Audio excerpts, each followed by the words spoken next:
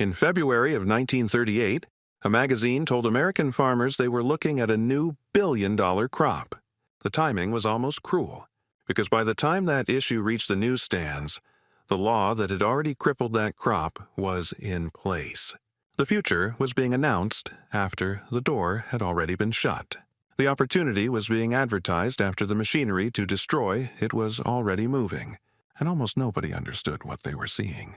The crop was hemp, not the caricature, not the panic word, not the version later wrapped in fear and confusion.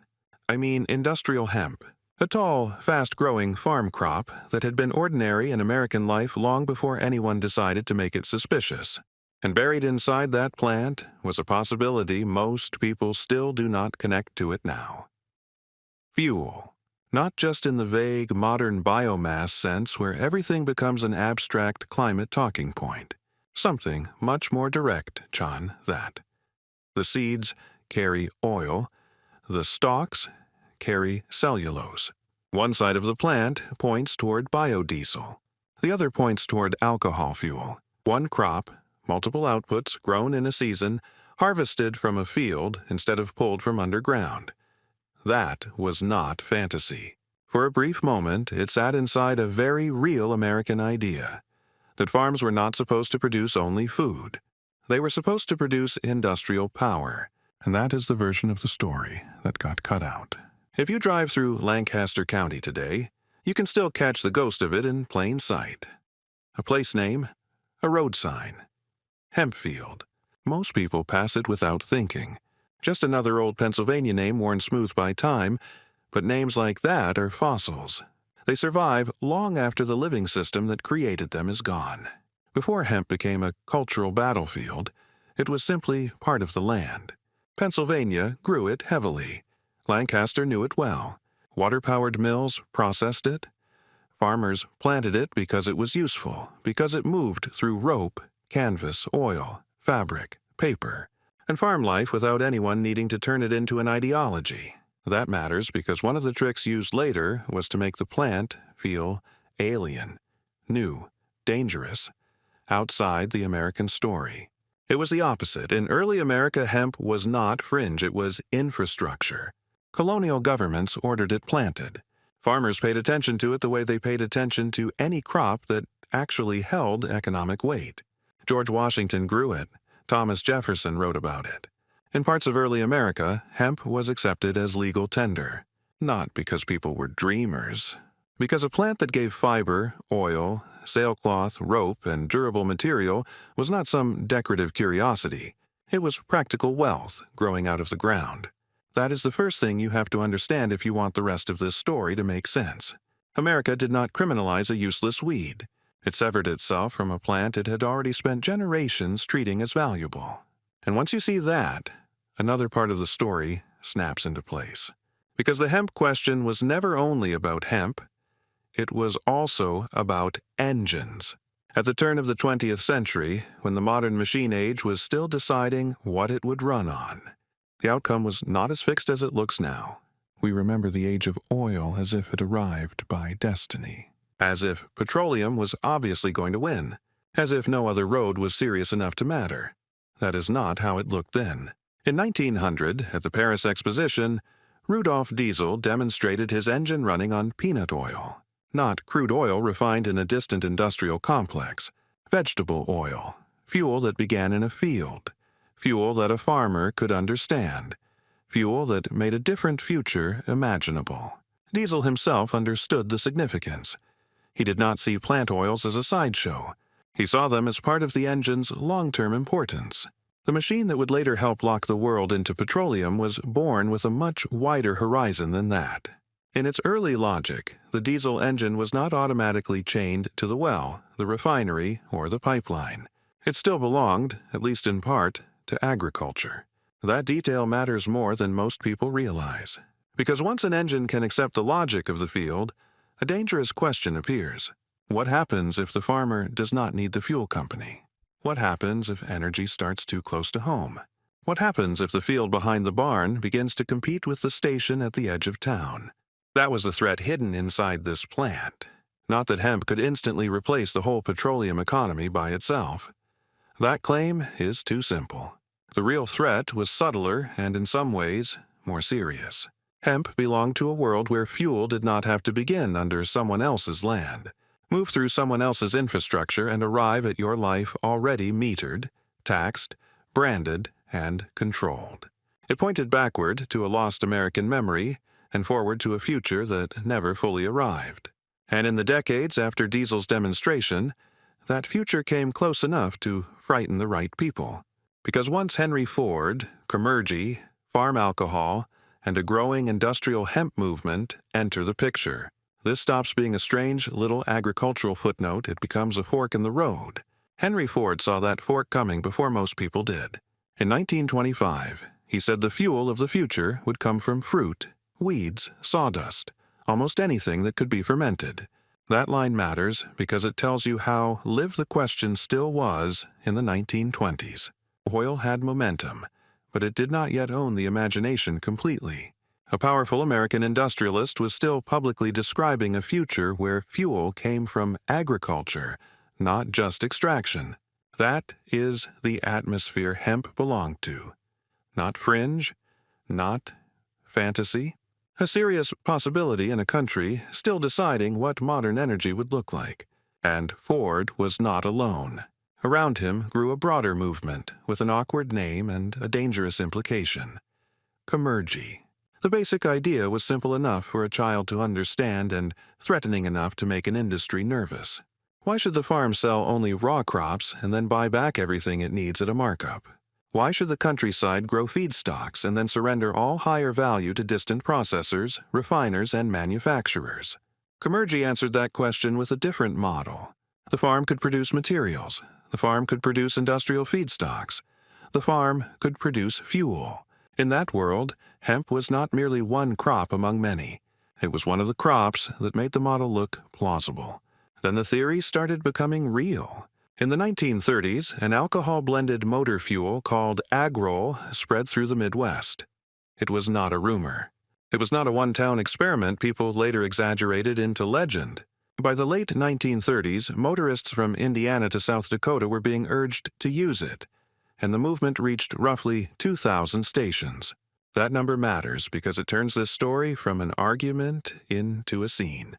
Drivers pulling in, pumps working, a farm-linked alternative actually touching the map. For a moment, the road itself was beginning to split. One direction led deeper into petroleum. The other led back toward the field. This is the point where a weaker script would simply shout conspiracy and move on. But the real pressure is more interesting than that. Oil did not need to defeat every alternative with one dramatic gesture. It already had what alternatives lacked: scale, infrastructure, and a business model built around dependency. Alcohol fuel needed policy help, blending support, tax treatment, and time. Petroleum already had pipelines, refiners, distribution power, and companies with every reason to keep fuel as something ordinary people could only buy, never make. When a competing system is still young, you do not have to destroy it perfectly. You only have to slow it down, mock it in public, and make sure it never gets the same runway. That is what happened to farm fuel in the 1930s. Bill after bill that might have supported alcohol blending died under petroleum opposition. The infrastructure stalled. The stations faded. A future that had briefly looked possible started to look unserious. And this is where the hemp story tightens like a wire. Because in the exact decade when America was flirting with farm-grown industrial power, the federal government moved against cannabis under a name most Americans did not use for hemp at all: marijuana. That spelling was not a trivial detail. It helped break a mental connection. Doctors knew cannabis, farmers knew hemp. But marijuana could be presented as something else, something foreign, something disreputable, something easier to isolate from the crop's long American history. The trick was not just legal, it was linguistic. First, blur the object, then move against it.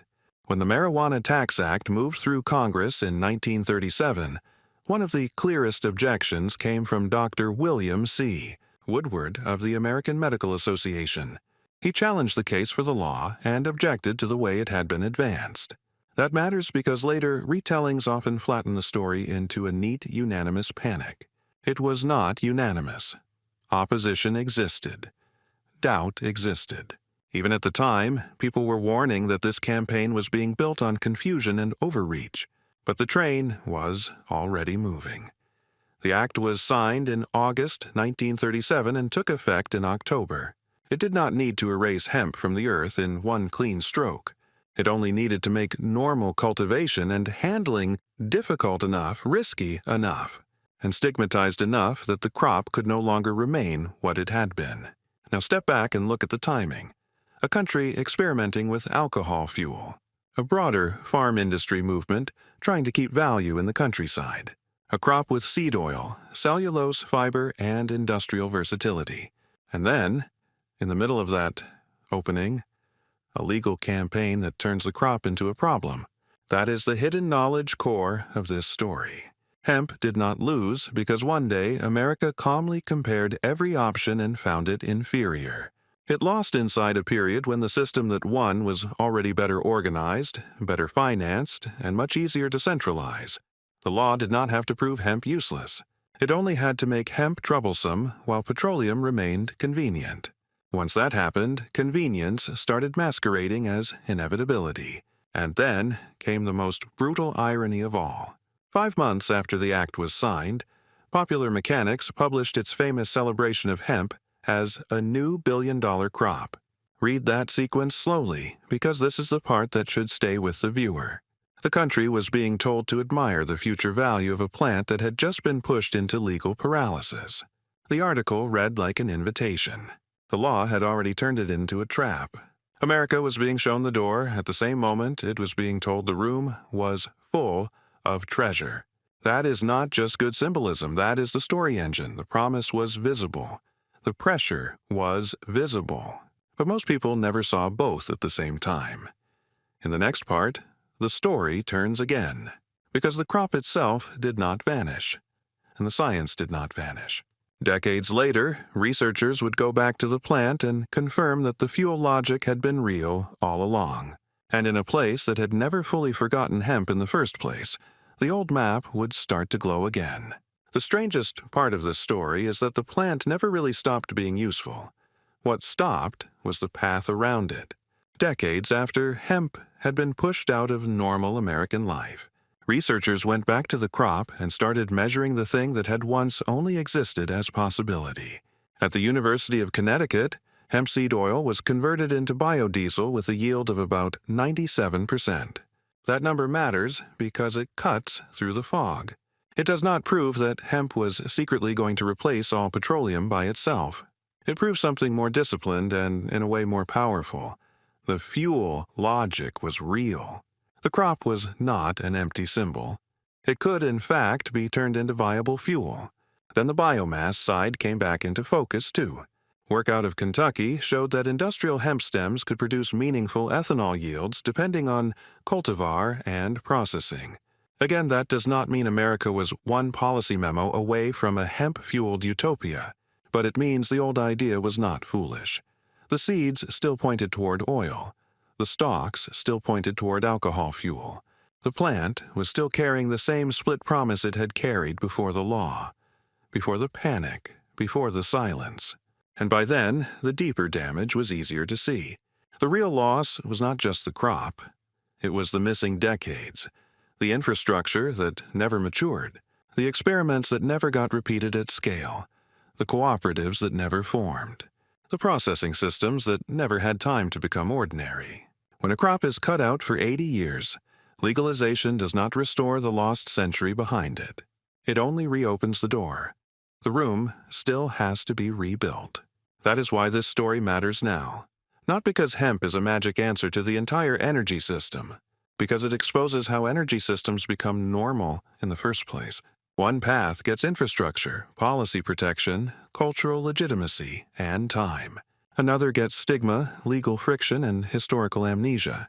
After enough years, people stop calling that a choice. They call it reality, but the old map is still there if you know where to look. Lancaster still carries hemp in its landscape memory. Hempfield is still on the signs. And in the present day, hemp has begun moving back into that region through growers, processors, and businesses that are trying to rebuild an industry that once felt native to the place. Not as nostalgia, as recovery. The crop is not returning to a blank landscape. It is returning to one that remembers it.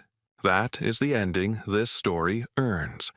A plant once tied to rope, cloth, oil, paper, and the earliest industrial life of the country was cut loose from that history, renamed, narrowed, and pushed into a single distorted identity.